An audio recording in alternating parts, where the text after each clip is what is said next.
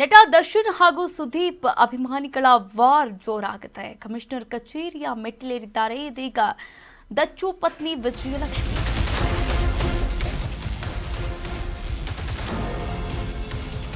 ಜೋರಾದ ನಟ Darshan Sudeep fans war. Commissioner ಕಚೇರಿ ಮೆಟ್ಟಿಲೇರಿದ ದಚ್ಚು ಪತ್ನಿ ವಿಜಯಲಕ್ಷ್ಮಿ ವಿರುದ್ಧ ಜಾಲತಾಣದಲ್ಲಿ ಕಮೆಂಟ್. ಅಶ್ಲೀಲ ಕಮೆಂಟ್ ವಿರುದ್ಧ ದಚ್ಚು ಪತ್ನಿ ಕಂಪ್ಲೇಂಟ್. ಜಾಲತಾಣದಲ್ಲಿ ಕೆಟ್ಟ ಕಮೆಂಟ್ಗೆ ವಿಜಯಲಕ್ಷ್ಮಿ ಕಿಡಿಕಾರಿದ್ದಾರೆ.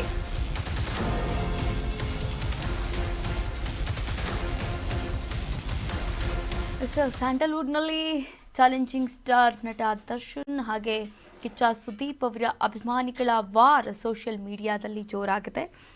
ಇದೀಗ ದರ್ಶನ್ ಅವರ ಪತ್ನಿ ವಿಜಯಲಕ್ಷ್ಮಿ ದರ್ಶನ್ ಕಮಿಷನರ್ ಅವರ ಕಚೇರಿಯ ಮೆಟ್ಟಿಲೇರಿರುವಂಥದ್ದು. ಎಸ್, ಯಾಕೆ ಅಂದರೆ ಸಾಮಾಜಿಕ ಜಾಲತಾಣದಲ್ಲಿ ಯಾರ ಅಭಿಮಾನಿಗಳು ಗೊತ್ತಿಲ್ಲ, ಆದರೆ ಅಶ್ಲೀಲವಾದಂತಹ ಕಮೆಂಟನ್ನು ಮಾಡ್ತಾ ಇದ್ದಾರೆ. ಹೀಗಾಗಿ ಬೇಸರವನ್ನು ಹೊರಗಾಕಿದ್ದಾರೆ ವಿಜಯಲಕ್ಷ್ಮಿ ಅವರು.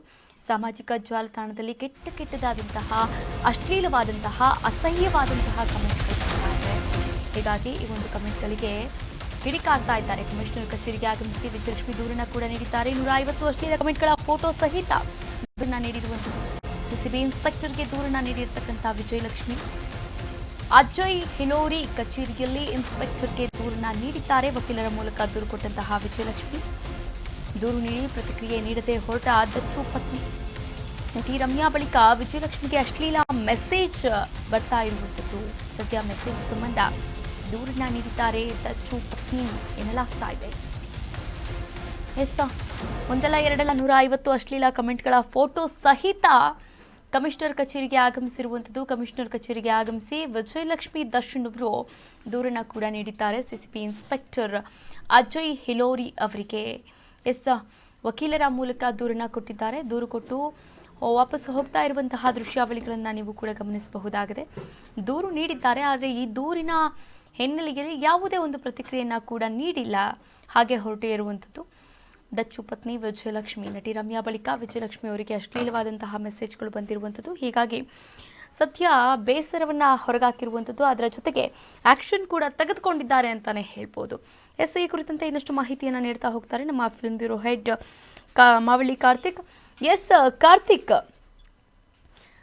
ಇದು ಫ್ಯಾನ್ಸ್ ವಾರ್ ನಿಜಕ್ಕೂ ಕೂಡ ಬೇಸರವನ್ನು ತಂದು ಹಾಕ್ತಾ ಇರುವಂಥದ್ದು. ನೋಡಿ, ಇದೀಗ ವಿಜಯಲಕ್ಷ್ಮಿ ದರ್ಶನ್ ಅವರು ಕೂಡ ದೂರು ಕೊಡುವಂತಹ ಒಂದು ನಿರ್ಧಾರವನ್ನು ತೆಗೆದುಕೊಂಡಿರುವಂಥದ್ದು. ಎಸ್, ಏನಾಯಿತು ಹಾಗಾದರೆ ಸಾಮಾಜಿಕ ಜಾಲತಾಣದಲ್ಲಿ ದರ್ಶನ್ ಹಾಗೂ ಸುದೀಪ್ ಅವರ ಫ್ಯಾನ್ಸ್ಗಳ ಮಧ್ಯೆ? ಕವ್ಯ, ನಿಜಕ್ಕೂ ನಮ್ಮ ಕನ್ನಡ ಚಿತ್ರರಂಗಕ್ಕೆ ಈ ಬೇಡದ ಸಂಸ್ಕೃತಿ ಸಂಪ್ರದಾಯ ಫ್ಯಾನ್ ವಾರು ಬೇಕಾಗಿಲ್ಲ. ಆದ್ರೆ ಇದು ದಿನದಿಂದ ದಿನಕ್ಕೆ ಮಿತಿ ಮೀರ್ತಾ ಇರೋದನ್ನ ನೋಡ್ತಾ ಇದ್ದೀವಿ. ವಿಜಯಲಕ್ಷ್ಮಿ ಅವರು ಇಷ್ಟು ದಿನಗಳ ಕಾಲ ತಮ್ಮ ಮೌನವನ್ನ ವಹಿಸ್ಕೊಂಡೇ ಸುಮ್ಮನೆ ಇದ್ರು. ಏನಕಂದ್ರೆ ಡೆವಿಲ್ ರಿಲೀಸ್ ಇದೆ, ಈಗ ಮಾರ್ಕ್ ರಿಲೀಸ್ ಆಗ್ತಾ ಇದೆ 25ನೇ ತಾರೀಕು. ಯಾವ್ದೇ ಕಾರಣಕ್ಕೂ ಕೂಡ ಏನೇ ಹೇಳಿಕೆಗಳನ್ನ ಕೊಟ್ಟರು ಕೂಡ ಅದು ಬೇರೆದೇ ಸ್ವರೂಪವನ್ನ ಪಡೆದುಕೊಳ್ಳುತ್ತೆ ಅಂತ ಸುಮ್ಮನೆ ಇದ್ರು. ಆದ್ರೆ ಇವತ್ತು ವಿಜಯಲಕ್ಷ್ಮಿ ಅವರು ಅಧಿಕೃತವಾಗಿ ತಮ್ಮ ಇನ್ಸ್ಟಾಗ್ರಾಮ್ ಪೋಸ್ಟ್ ಹಾಕೊಂಡಿದ್ದಾರೆ. ಅದರಲ್ಲಿ ಸಾಲಾಗಿ ತಮಗೆ ಬಂದಿರುವಂತಹ ಕೆಟ್ಟ ಕಮೆಂಟ್ ಗಳನ್ನ ಕೂಡ ಅದಕ್ಕೆ ಹ್ಯಾಶ್ ಟ್ಯಾಗ್ ಕೊಟ್ಟು ಪೋಸ್ಟ್ ಮಾಡಿದ್ದಾರೆ. ಅಂದ್ರೆ ನೇರವಾಗಿ ಈಗ ಕಮಿಷನರ್ ಆಫೀಸ್ಗೆ ಹೋಗಿ ಲಿಖಿತ ರೂಪದಲ್ಲಿ ದೂರನ್ನ ಕೂಡ ಕೊಟ್ಟು ಯಾವುದೇ ಕಾರಣಕ್ಕೂ ಕೂಡ ನಮಗೆ ಈ ತರ ಫ್ಯಾನ್ಸ್ಗಳು ಈ ತರ ಕಮೆಂಟ್ ಗಳನ್ನ ಮಾಡಿದ್ರೆ ಸಹಿಸಲ್ಲ ಅನ್ನೋದನ್ನ ಕಡ್ಡಿ ಮುರಿದಂತೆ ಹೇಳಿದ್ದಾರೆ. ಜೊತೆಗೆ ಆ ಎಲ್ಲಾ ಕೆಟ್ಟ ಕಮೆಂಟ್ ಗಳನ್ನ ಪೋಸ್ಟ್ ಮಾಡೋದ್ರ ಹಿಂದೆ ಕೂಡ ಒಂದು ಕ್ಲಾರಿಫಿಕೇಶನ್ ಅನ್ನ ಕೂಡ ಒಂದು ಬ್ಲಾಕ್ ಮಾರ್ಕ್ ಅಲ್ಲಿ ಹಾಕೊಂಡಿರುವಂತದ್ದು. ಏನು ಅಂದ್ರೆ, ನನಗೆ ಅಂತಲ್ಲ, ಬೇರೆ ಯಾವುದೇ ಹೆಣ್ಮಕ್ಳಿಗೂ ಕೂಡ ಈ ರೀತಿಯಾದ ನಾವು ಸಹಿಸ್ಕೊಳ್ಳೋದಿಲ್ಲ. ಪ್ರತಿಯೊಬ್ಬರಿಗೂ ಅವ್ರವ್ರದೇ ಆದಂತಹ ಸ್ಟ್ಯಾಂಡರ್ಡ್ ಗಳಿರುತ್ತೆ. ಮತ್ತೆ ಅವ್ರಿಗೆ ಕ್ಲಾಸ್ ಫ್ಯಾನ್ಸ್ ಅಂತ ಬಹಳ ಮಾರ್ಮಿಕವಾಗಿ ವಿಜಯಲಕ್ಷ್ಮಿ ಅವರು ಟಾಂಗನ್ನ ಕೊಟ್ಟಿದ್ದಾರೆ.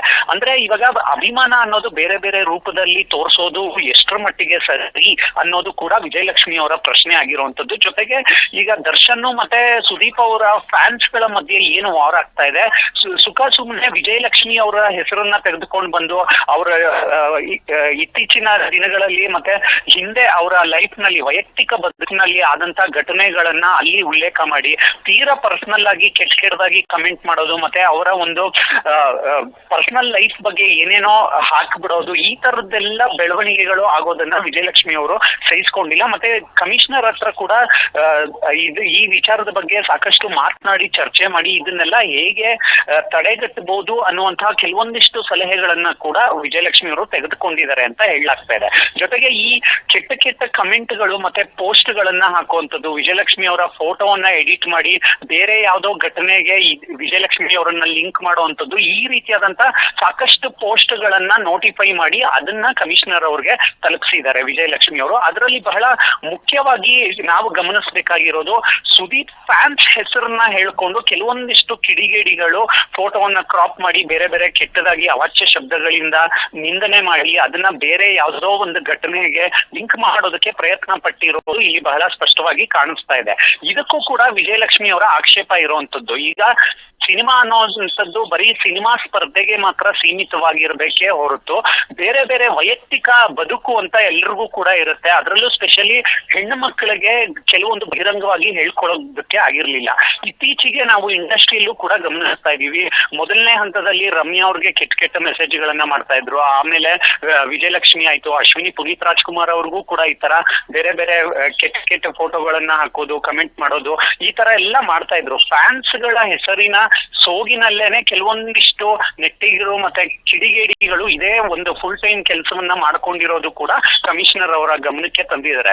ಮತ್ತೆ ದರ್ಶನ್ ಅವರನ್ನ ಈಗ ನಿನ್ನೆ ಭೇಟಿಯಾಗಿ ಈ ಒಂದು ಫ್ಯಾನ್ ವಾರ್ ಬಗ್ಗೆ ವಿಜಯಲಕ್ಷ್ಮಿ ಅವರು ಮಾತಾಡಿ ಆದ್ಮೇಲೆ ಈ ಒಂದು ಕಂಪ್ಲೇಂಟ್ ಅನ್ನ ಕೊಟ್ಟಿರೋದ್ರಿಂದ ಸಹಜವಾಗಿ ಒಂದು ಯೋಚನೆ ಬರುತ್ತೆ, ದರ್ಶನ್ ಅವರೇ ಏನಾದ್ರೂ ವಿಜಯಲಕ್ಷ್ಮಿ ಅವ್ರಿಗೆ ಈ ಸಲಹೆ ಕೊಟ್ರ ಅಂತ. ಏನಕಂದ್ರೆ ಒಂದಷ್ಟು ದಿನಗಳ ಕಾಲ ನೀನು ತಡ್ಕೊಂಡಿದ್ಯಾ, ಇನ್ನು ಮೇಲೆ ನೀನು ತಡ್ಕೊಳ್ಬೇಡ, ಇದನ್ನ ಆದಷ್ಟು ಬೇಗ ಜನರ ಗಮನಕ್ಕೆ ತಂದ್ರೆ ಈ ಒಂದು ಕೆಟ್ಟ ಕಾಮೆಂಟ್ ಸಂಪ್ರದಾಯ ಏನಿದೆ ಅದನ್ನ ಸ್ಟಾಪ್ ಮಾಡೋದಕ್ಕೆ ಬೇರೆಯದೇ ಮಾರ್ಗಗಳನ್ನ ಹುಡುಕಬಹುದು ಅನ್ನುವಂತ ಒಂದು ಸಜೆಷನ್ ಅನ್ನ ದರ್ಶನ್ ಅವ್ರ ಏನಾದ್ರು ಕೊಟ್ರ ಅನ್ನೋದು ಕೂಡ ಇಲ್ಲಿ ಬಹಳ ಮುಖ್ಯವಾಗ್ತಾ ಹೋಗುತ್ತೆ. ಜೊತೆಗೆ ಈಗ ಫ್ಯಾನ್ ವಾರ್ಗಳು ಶುರುವಾಗಿರೋ ಹಿನ್ನೆಲೆನೆ ಸುದೀಪ್ ಅವರು ಕೂಡ ಇದ್ರ ಬಗ್ಗೆ ಸ್ಪಷ್ಟೀಕರಣವನ್ನ ಕೊಟ್ಟಿದ್ರು.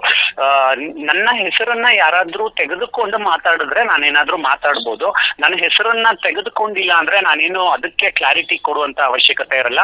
ಮತ್ತೆ ಫ್ಯಾನ್ಸ್ ಗಳು ಏನೇನೋ ಮಾಡ್ತಾರೆ ಅನ್ನೋ ಕಾರಣಕ್ಕೂ ಕೂಡ ಎಲ್ಲಾ ಜಾಗಗಳಿಗೂ ಹೋಗಿ ನಾವು ಕಂಟ್ರೋಲಿಂಗ್ ತಗೊಂಡು ಕೆಲವೊಂದು ಮ್ಯಾಟರ್ ಗಳನ್ನ ಹೇಳಕ್ ಆಗೋದಿಲ್ಲ ಅಂತ.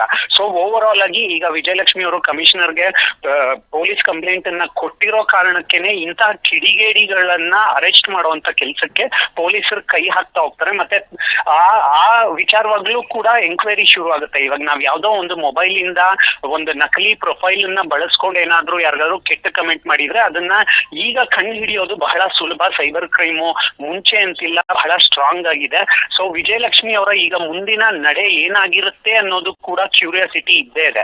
ರಮ್ಯಾ ಅವರ ವಿಚಾರದಲ್ಲಿ ಏನಾಗಿತ್ತು ಅಂದ್ರೆ, ರಮ್ಯಾ ಅವ್ರಿಗೆ ಕೆಟ್ಟ ಕೆಟ್ಟ ಕಮೆಂಟ್ ಮಾಡಿದವ್ರನ್ನ ಅರೆಸ್ಟ್ ಮಾಡಿದಾಗ 11-12 ಜನನ್ನ ರಮ್ಯಾ ಅವರು ವಾರ್ನಿಂಗ್ ಕೊಟ್ಟು ಕ್ಷಮಿಸಿದ್ರು. ವಿಜಯಲಕ್ಷ್ಮಿ ಅವರು ಏನ್ ಮಾಡ್ತಾರೆ ಅನ್ನೋದನ್ನ ಕಾದ್ ನೋಡ್ಬೇಕಾಗತ್ತೆ ಕಾವ್ಯ. ಥ್ಯಾಂಕ್ ಯು ಕಾರ್ತಿಕ್, ತಮ್ಮೆಲ್ಲ ಡೀಟೇಲ್ಸ್ಗಾಗಿ ಧನ್ಯವಾದಗಳು.